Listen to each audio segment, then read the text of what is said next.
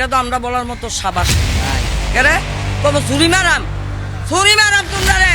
চট্টগ্রাম নগরীর tiger pass এলাকার ১৩ ও ১৪ নম্বর ওয়ার্ডে রেলওয়ের পরিত্যক্ত কোয়ার্টার দখল করে গড়ে উঠেছে দীর্ঘদিনের একটি শক্তিশালী দখল বাণিজ্য চক্র। সাদাকালো মাল্টিমিডিয়া হাউসের ধারাবাহিক অনুসন্ধানের দ্বিতীয় পর্বে উঠে এসেছে আরও চাঞ্চল্যকর তথ্য।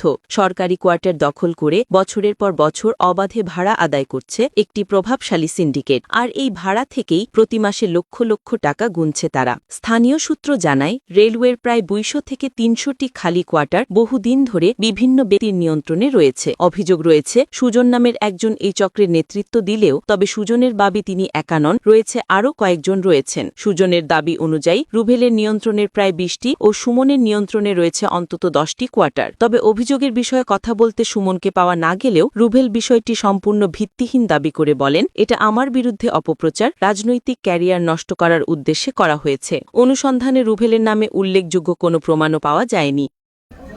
আমার নামে যদি এরকম থাকে আপনার যাচাই করেন। আমি নিজ রেলের ডিয়ালের চাকরি করি, আমার ব্যাপারে এইসব তথ্য নাই। বলেন রুবেলের গুলো আপনার বদল করে, ঠিক আছে? আমাদের নেতৃত্বে এরকম কোয়ার্টার নাই, বুঝছেন? আপনি আমার সাথে টাইগার দেওয়া করতে পারেন, বুঝছেন ভাই? আমি সরকারের জিনিস কেন খামো?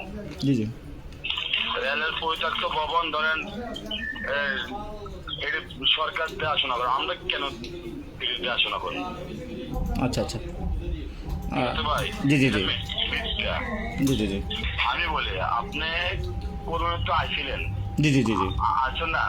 ওইখানে কি কোনো একটা ব্যক্তি বা কোনো একটা স্থানীয়দের অভিযোগ, যে কোয়ার্টারগুলো রেলওয়ের কর্মচারীদের থাকার কথা সেখানে গড়ে উঠেছে ভাড়া বাণিজ্যের সোনার খনি। সাধারণ মানুষের কাছে মাসিক ভাড়ার বিনিময়ে এসব ঘর তুলে দেওয়া হচ্ছে। বিশ্বস্ত সূত্রে জানা যায়, সাদাকালো মাল্টিমিডিয়া হাউসের প্রথম পর্ব প্রচারের পর দখলকৃত কোয়ার্টারগুলোতে অবৈধ বিদ্যুৎ সংযোগ বিচ্ছিন্ন করা হয়, কিন্তু কয়েকদিনের মধ্যেই পুনরায় সংযোগ স্থাপন করা হয়। অভিযোগ রয়েছে, পাওয়ার হাউসের কর্মচারী কালামকে প্রতি কোয়ার্টারে ১,০০০ টাকা করে দিয়ে এই সংযোগ ফিরিয়ে আনা হয়। স্থানীয়রা দাবি করেন, এই দখল বাণিজ্যের সঙ্গে রেলওয়ের কিছু অসাধু কর্মকর্তা পরোক্ষভাবে যুক্ত। নির্দিষ্ট একটি মহলের নীরব সম্মতি ও আশ্রয় প্রশ্রয়ের কারণেই দখলদাররা বছরের পর বছর নিশ্চিন্তে সরকারি সম্পত্তি ব্যবহার করে আসছে। এমনকি আদায়কৃত ভাড়ার একটি অংশ গোপনে কিছু কর্মকর্তার হাতেও পৌঁছে যায় বলে অভিযোগ রয়েছে। দখলের কারণে রেলওয়ের প্রকৃত কর্মচারীরা পরিবারসহ কোয়ার্টার সংকটে ভুগছেন, অথচ খালি ঘরগুলো দখলদারদের নিয়ন্ত্রণে থেকে অবৈধভাবে ভাড়া দিয়ে বিপুল অর্থ হাতিয়ে নেওয়া হচ্ছে। এতে রেলওয়ের ভাবমূর্তি মারাত্মকভাবে ক্ষতিগ্রস্ত হলেও কর্তৃপক্ষের দৃশ্যমান কোনো পদক্ষেপ নেই বলে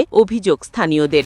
অধিক বাসা বর্তমানে অবৈধ অবস্থায় আছেন, সম্পূর্ণভাবে এটা অবৈধ, এটা এখতিয়ার নাই। আমরা চাই বাংলাদেশ রেলওয়ের কর্তৃপক্ষ যারা আছেন, ডিআরএম শাখার যারা আছেন, আমরা আমাদের এলাকা থেকে কয়েকবার নোটিশ করা হয়েছে যে এটা ব্যবস্থা নেওয়ার জন্য, যে এটা আমাদের জন্য বিপজ্জনক, আমাদের জন্য দুঃখজনক। কারণ এই বাসাগুলোতে দেখা গেছে অবৈধগুলোতে যে বাসা থাকার পরে এটা অকারণ একটা সৃষ্টি করার জন্য একটা পথ খুঁজে পাচ্ছে তারা।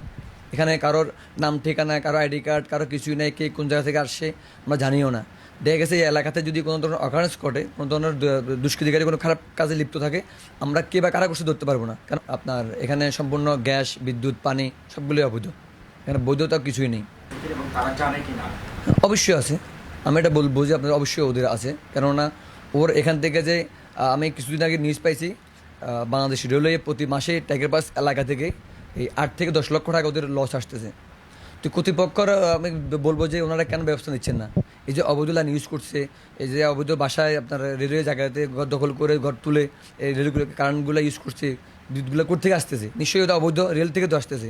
তো ওনারা ব্যবস্থা নিচ্ছেন না, এবং ওনাদের সংশ্লিষ্ট যারা আছে এই কর্মী, যারা আপনার কাজ করেন মাঠে, যারা পাওয়ার হাউসে কাজ করেন, তাদের অবশ্যই কাবিলিটি আছে। কারণ ওনারা চাইলে কিন্তু কেটে দিলে দ্বিতীয়বার লাগার সুযোগ নেই। আপনারা আইনের প্রতি শ্রদ্ধাশীল হয়ে আইনের ব্যবস্থা নেওয়ার তাদেরকে দাবি জানাচ্ছি।